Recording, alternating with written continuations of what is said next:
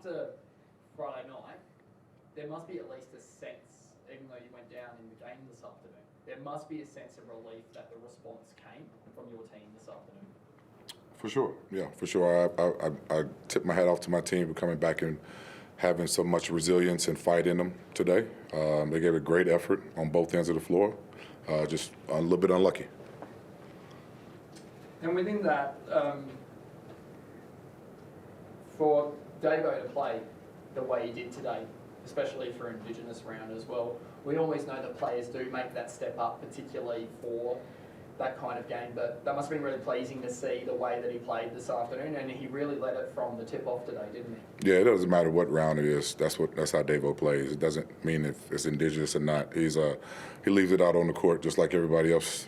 He played an exceptional game. I know he's going to be on himself a little bit about the last 2 free throws, but it should never have came to that. But just happy that he's back out there healthy, trying to find a way to mix it in with the guys. Justin, are you a little bit surprised as how good he was today? Because usually when you're coming back, you need a little bit to find your game rhythm, and the game's a little bit faster. It seemed like today he was able, they were going under ball screens, he's able to get to base a rim and had a good rhythm from him very early. Does that surprise you? Did he look like that in training? Not really, yeah. He's been working himself back into shape. He's a competitor. He's been looking like that the last week, the way he's recovering defensively and how he's just trying to get the guys have a competitive edge. So I was really happy with what he did.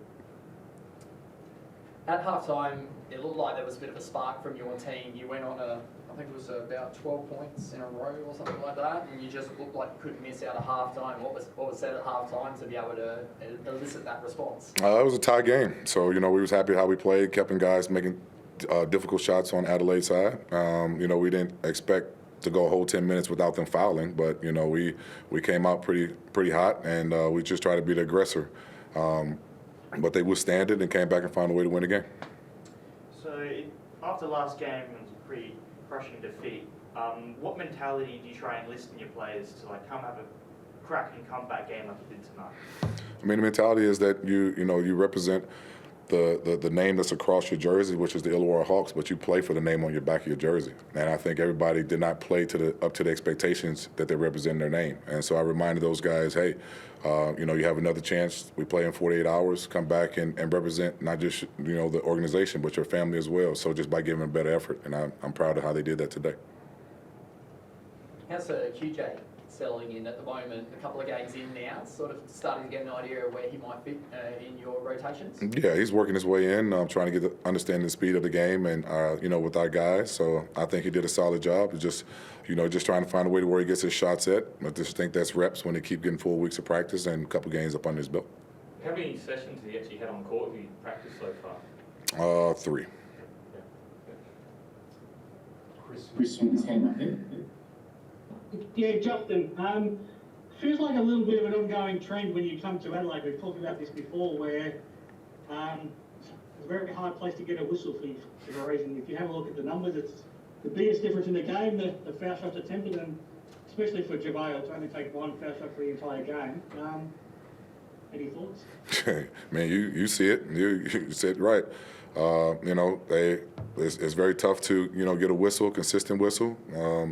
I'm guessing they're doing the best job that they can. At the end of the day, we just got to play through it. JaVale freedom of movement is not available out there. You got guys face guard them and just not even paying attention to the game and just kind of keep hands on them. So that's difficult to kind of understand from a coach's aspect. But, we know where we're at. We know how the league protects Bryce, and which understandable. He is, he's a really talented player. So we just got to fight through adversity, and we did a pretty good job today. It is hard to imagine as a guy who's 7 foot when he's been guarded by a guy 3 or 4 or 5 inches shorter than him doesn't get fouled more often. And it's not just this game. We saw it earlier today where John Brown did very similar things where he got away with it a lot against Joe Luala-Chula as well. Well, we bring it to attention and send clips, maybe the league will get an understanding of what we're talking about as live action. But until then, we just have to tell JaVale, and, I guess the other guys on the team have to figure it out. But, it's just an unfortunate situation where, guys cannot have freedom of movement to get to their spots and, when people are not really playing actual defense. So, but, once again, it's not me complaining or worrying about it. We got to get better as a group and find a way to win games. Unfortunately, you lost Jonah early in the game. Do you have any update on what he's done? What I heard briefly was maybe, a strain around the groin area. We'll get him a scan this week, and hopefully that, he gets recovery soon and get back in the lineup. How are you feeling now going back home Wednesday to play Melbourne for the first time this season? And like you touched on Friday, next time you play at home, you'll be much better than you were on Friday night, so I'm sure you're looking forward to that chance. For sure. I mean, it's a short turnaround. I like how we having games every couple of days. So, if you win, you want to find a way to keep winning. If you lose, you want to find a way to win. So you don't want to you use the whole week to prepare and harp on what you did and didn't do. So I'm pretty confident going into the snake pit this week and playing the best team in the league right now. Thanks, JT. Good. So Lonnie and Daniel were like kind of the two people had the Bryce Cotton assignment. What do you make of their effort today's game? Unbelievable. I mean, they did a great job. I mean, Bryce didn't have it easy. I mean, he shot 14 plus free throws.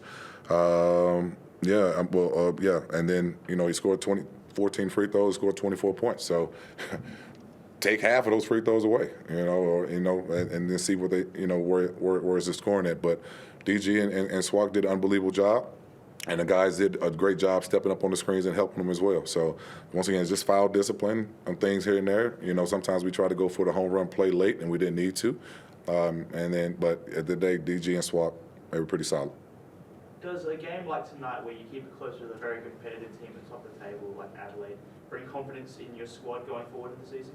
I mean, it was just the way we came out and played. If my team plays like this every game from now on with a full, healthy roster, we can beat anybody. It's just that when we didn't give effort like we did a couple nights ago, that it was a disappointment. So I'm very happy for the effort that my guys gave, and hopefully they will give this from for the rest of the season.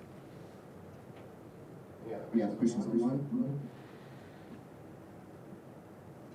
Thank you.